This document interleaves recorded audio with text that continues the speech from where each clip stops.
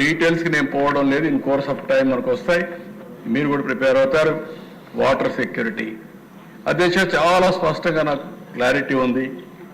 ప్రతి ఒక్క ఎకరాకు నీళ్లు ఇవ్వాలి,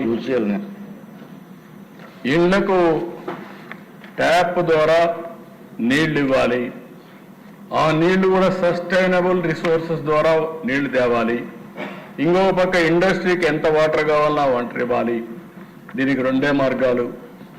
ఏదైతే వర్షం పడుతుందో ఆ వర్షాన్ని ఎక్కడికక్కడ భూగర్భ జలాలుగా మార్చుకోవడం, లేదంటే రిజర్వాయర్లు ఉంటే అవన్నీ నింపడం, మూడోది నదుల అనుసంధానం చేయడం. నేను మొన్న కూడా ఈ హౌస్లో చెప్పా, గోదావరి నుంచి బనకచెర్ల వరకు నీళ్లు తీసుకుపోగలిగితే, గోదావరి నుంచి వంశధారకు నీళ్లు తీసుకుపోగలిగితే ఆంధ్రప్రదేశ్ భవిష్యత్తు టోటల్గా మారే పరిస్థితి వస్తుంది. ఆశ అయితే ఉంది, ఆశయం ఉంది, కానీ డబ్బులైతే లేవు, కానీ ఆలోచన ఉంది. దీన్ని ఏం చేయాలని ఆలోచిస్తున్నా, ఎప్పుడు ఆలోచించినా ఇది వస్తూ ఉంది. కానీ ఒక సంకల్పం ఉంటే ఇది సాధ్యం అనేది నా నమ్మకం. ఆ సంకల్పంతో ముందుకు పోతున్నాం.